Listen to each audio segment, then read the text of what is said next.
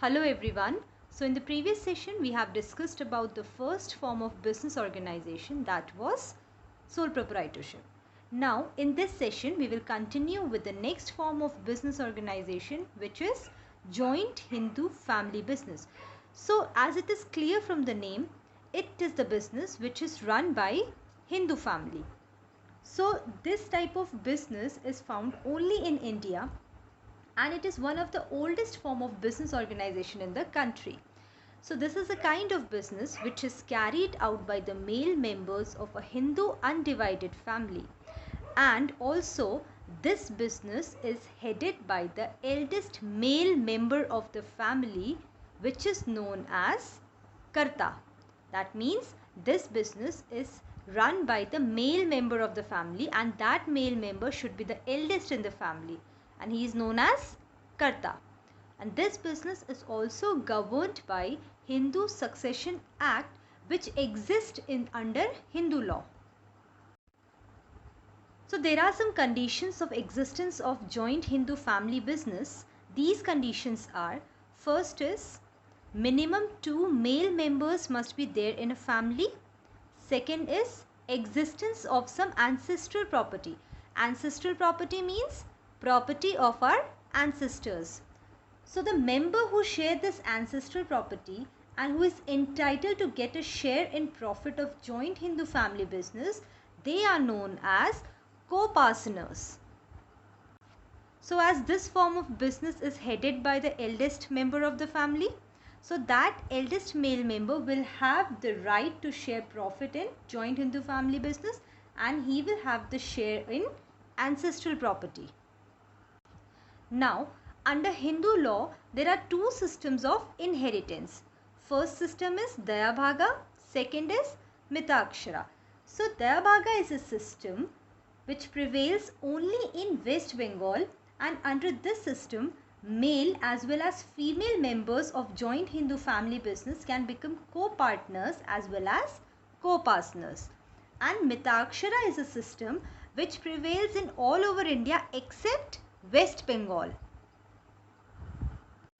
And under this system, only male members of joint Hindu family business can become co-partners.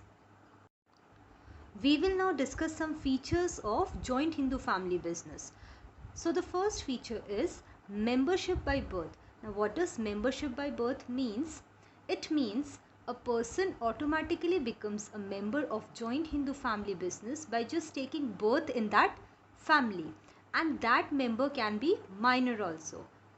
Second is there is no need for agreement to become the member of the business organization. Second is liability. Now the Karta, who is the eldest male member of the family who is running the business, his liability is unlimited. Unlimited liability means when the business suffers losses, then all the personal property of the Karta will be used to pay off that business loss. And the other members of joint Hindu family business, their liabilities are limited up to their share in the business. Next feature is minor member. So in joint Hindu family business, a child becomes a member by just taking birth in that family, and there is no restriction for a minor to become a member of the business. Next is perpetuality or continuity. So perpetuality means the joint Hindu family business continues even after the death of Karta. The next senior most male member automatically becomes Karta and carry on the work. It means Karta की death के बाद business पे कोई effect नहीं पड़ेगा, as the business will continue even after the death of Karta. और next Karta अब कौन बनेगा? जो next senior most male members होगा वो automatically Karta बन जाएगा. So that is why it is said that there must be minimum 2 male members to run the joint Hindu family business. और business का end कब होगा? When all the members notify legally that they are not the members of joint Hindu family business. Next is formation. How the joint Hindu family business is formed? At least 2 male members in the family and ancestral property is to be inherited by them. second is, it is not compulsory for joint Hindu family business to get registration certificate as it is governed by Hindu Succession Act under Hindu law. Next is rights. Rights mean all the members of joint Hindu family business have the right to inspect the accounts of the business, and the members can also claim their share in the family property at the time of partition of the family. Now there are some merits, or we can say advantages, of joint Hindu family business. So the first advantage is effective control.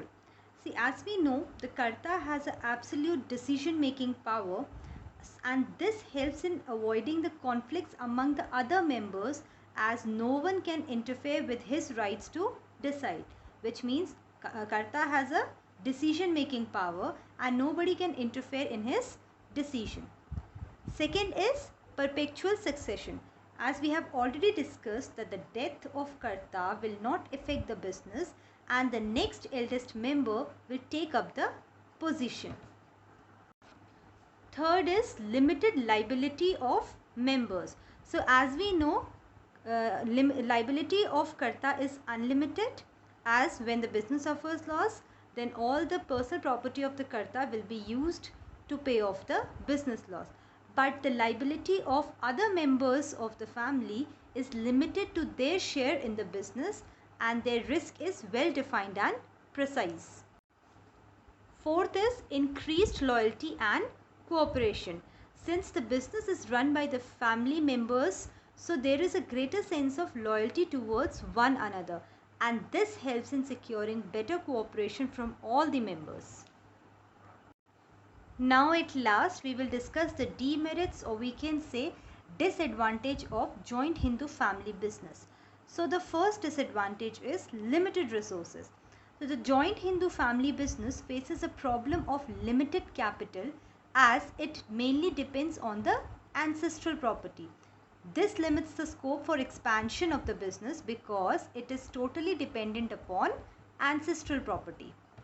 Second is unlimited liability of Karta.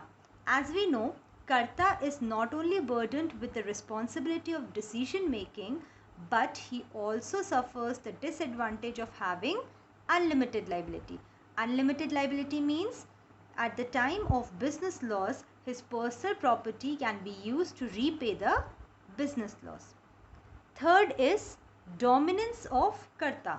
See, Karta individually manages the business, which may be not acceptable to the other members, and it may cause conflict among them, and it may lead to breakdown of the family unit. Now the last disadvantage is limited managerial skills. As we know, one cannot be expert in all the skills. So since the Karta cannot be expert in all the areas of management, the business may suffer, as a result of which unwise decisions will be taken, and his inability to decide effectively may result into poor profits or even losses for the organization. So we have learned another form of business organization.